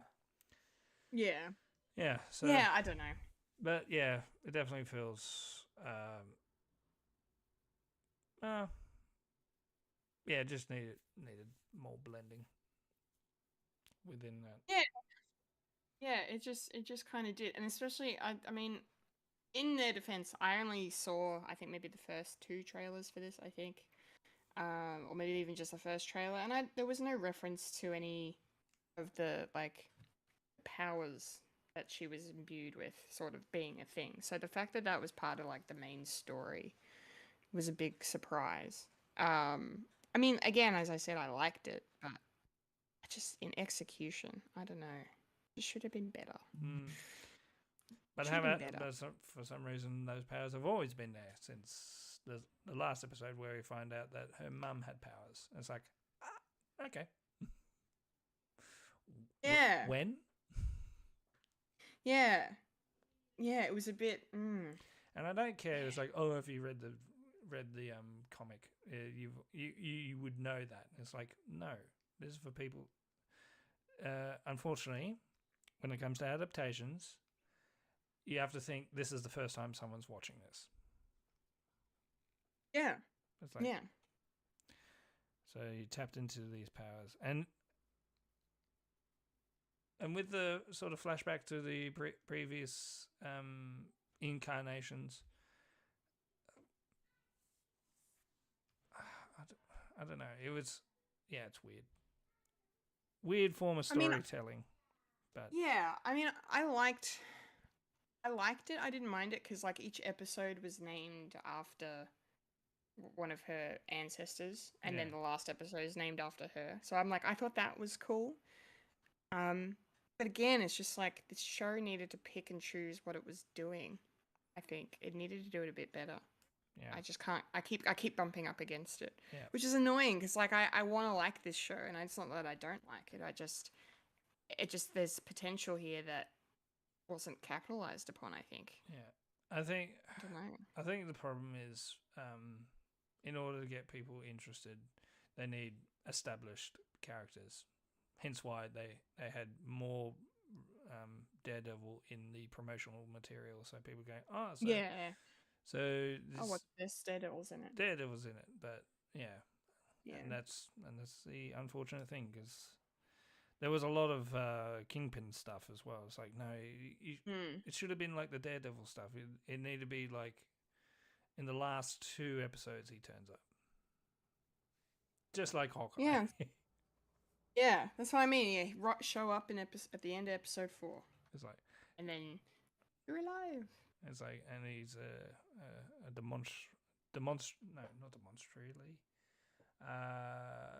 a phenomenal force Yeah. to be reckoned with. Well, yeah, because then it's like, you know, if she's gotten to a point, if they did that angle of like, you know, she's gone there to deal with this dark part of herself that he created that she's trying to erase, like, and she finally gets to a point where she is at some sort of peace and happiness, and she's ready to move on with her life, and then he shows up, and it's like, I mean, I know that's a little cliche probably, yeah. but like that would be like oh, I thought I was okay, and now here you are, and you're gonna fuck with me. Yeah. You know. Yeah. Anyway, well. Yeah, knowing that he can wreck shop, he's a physical presence, in all intents of the word, and also like physically you can't beat him, but the way they sort of they put him to therapy, and yeah, which yeah, it's more spiritually defeating the ongoing presence instead of, which I say is probably a good way of a good moral to say. Yeah, sure, you have all the monsters. Yeah, it was good. I mean, not to skip to the ending, but it was good. I liked the fact that, you know, she used her ability to overcome him and defeat him essentially. You know, she didn't resort to violence. I thought that was great, but it was over so quickly. Yeah. It wasn't enough time. It was spent on it. Done right, and you know, he kind of just left immediately. Like, it was just the whole climax was so underwhelming because it was just so quickly taken care of. It was just rushed for me. Like, I don't know. Yeah, don't know. needed a couple of more needed a couple of more episodes, just to flesh out and also to make it good. Yeah. Yeah. Yeah, make it better. Make it better. Well, I mean, you know, we can talk about some of the characters if we want, because, you know, we got to see, obviously, a lot more of Maya Lopez, because this is her show. You know, she was good, despite the the problems that I have with the story. I thought Alakwa Cox was very good. You know, she's definitely got some talent behind her. And she's got a great presence on screen. So, you know, I feel like I never bumped up against her being the lead of this show. I thought she worked as the lead quite well. I really like the supporting cast in this, like her family. especially, I thought were really really good. I liked Henry. I thought he was very good. He was a very complicated and interesting addition. Like that's probably another character they could have fleshed out more if they'd been given more time. Mm. Because his connection to Kingpin was interesting. Like the fact that we kind of got that exposition about his story with him just in dialogue. I was like, I want to see that. I want to see that betrayal happen and all of that. So that was a shame, but I liked him. Um, and then probably my two favorite characters were I liked Scully, so her grandpa. He was very funny and a bit of a character. Um, I liked his addition to the world, but I think for me my favorite was Biscuits, um, her cousin. He was great. I mean, yeah, he's filling that trope of the funny sidekick, the guy in the chair almost. Um, he's definitely a trope sort of a character, but at the same time, I thought he was used very well. Probably my favorite moment of the whole show was that scene where they're talking about grandma Chula. She's talking about her car with her neighbor, and then he comes around the corner, and the fucking front bumper's hanging off, and they're having that Umbrella Academy moment of just staring at each other, like as they go past. Run, Biscuits, Um, run. yeah, I thought that was hysterical. I really liked that. So yeah, and just Biscuit's banter with Maya was great, and the way you could see he immediately was so happy to see her and he cared about her and all of this. So I liked him a lot. Um, yeah, I kind of wish they'd done a little bit more with the Maya and Bonnie of it all. I thought like Bonnie was fine, but I feel like I don't know. I feel like they probably could have done more with their their relationship, their friendship. So, Yeah. but I enjoyed what I saw. Um, yeah, I don't know.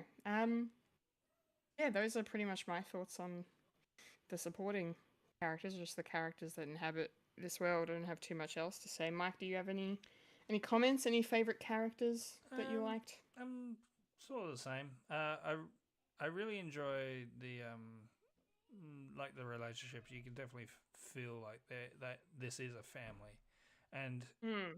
it definitely feels like an estranged family. And Yeah. by the end, they have a barbecue. Sweet. And like with all families, you have different sorts of families, like and different family members and how they sort of interconnect with each other. Uh, yeah, the relationship between Bonnie, yeah, I think needed a bit more fleshed out. I think may, Yeah. maybe some characters need to be rolled into one. Maybe, um, just maybe, just to keep that sort of thing flowing. Like Hmm. Biscuits is fun, but was he essential? I mean, he could have been. He could have been melded in with Papa, maybe. Yeah. Yeah. Like, That's a good point. like, yeah. But we got what we got, and it definitely is a good family unit. And for the people who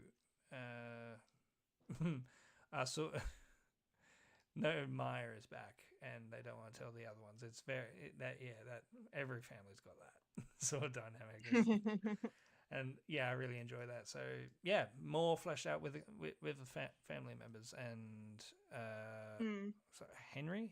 Sorry, Yeah, Henry. Henry. Yeah, I did like his character, Hmm. and needed to be a bit more fleshed out. And you can sort of see where uh, he has more of a connection with the Maya as sort of the surrogate like parenting figure, because that's how they sort of because she doesn't have any direct family, and Hmm. he was sort of like the go-to. Like, sure, you can go to Biscuits, but it's Biscuits.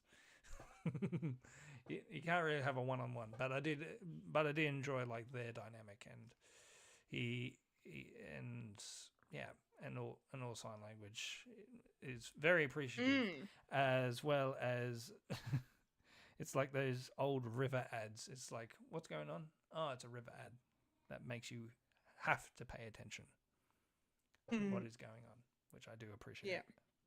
Can't be on your phone while watching this. No. You're gonna miss dialogue. Yes. Yeah, on that, it just made me think of Kingpin's little invention of the contacts that make Maya see sign language as he's talking.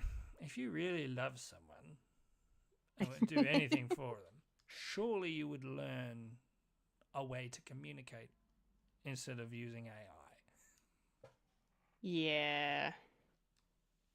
Yeah, but he's a bad man. Yeah, it definitely is an indication of what their relationship is. It's like, yeah. he thinks he is helping her, but really, you're just using her, and you're just a user, and you're a bad person, very bad person. I don't want to be like out of sorts here, but I think Kingpin is probably not such a good influence. You don't say. Well, I've only seen him in Hawkeye.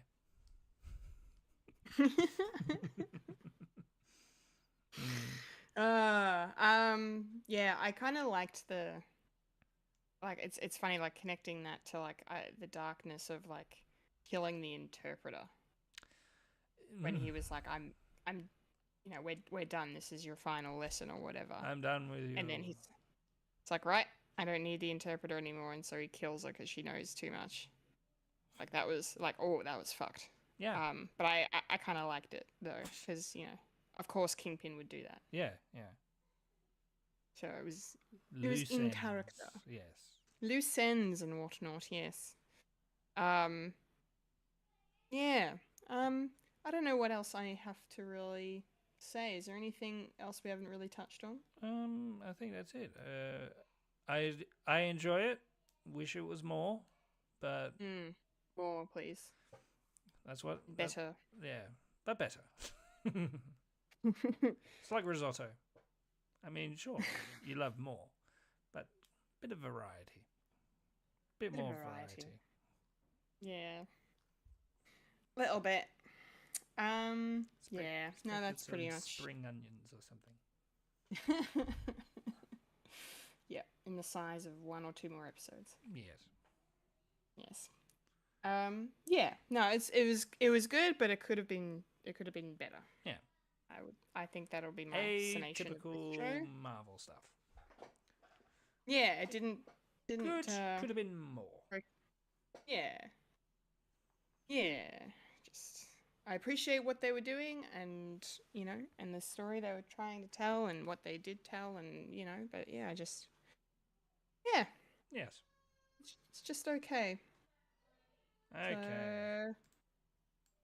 Good to see we're continuing the positive Marvel trend in 2024. Well, we only get 2 shots of it. Yeah, literally only 2. This is our first of 2, and then now we've got 5-6 months, I think, until Deadpool 3. It's coming out in July, I think. Yeah, something like that. Yeah. How is it going to be connected? Is it going to be good? We don't know. We don't know, but this is not the last we will have seen of Wilson Fisk, so. No. Yeah. Fun times. All right, that'll do it for Popcorn Culture. That's our review, our discussion on Echo. Yep. Hope you guys enjoyed that. Feel free to, connect with us if you think we're wrong, or if you like our opinions, let us know. In some form. But yeah, that's done. Which means the show is done for another week. No more show to show. Yeah, alrighty. Alrighty. A 1, a 2, a 3, and that was a podcast called Fred. Da, da, da, da, da.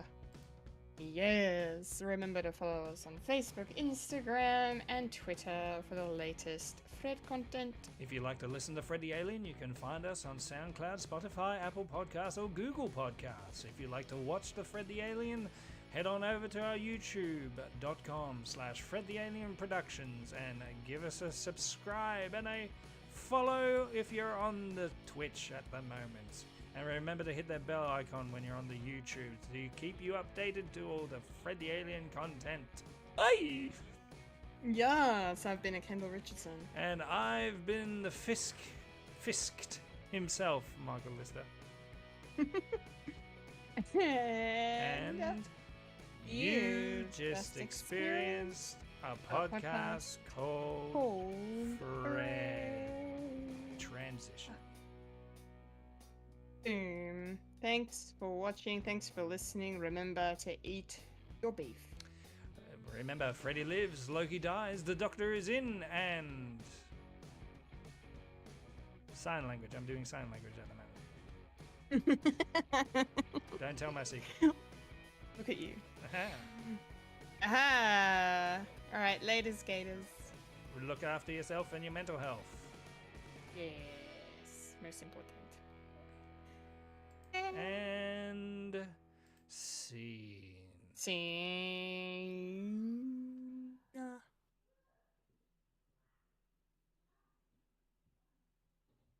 Woot.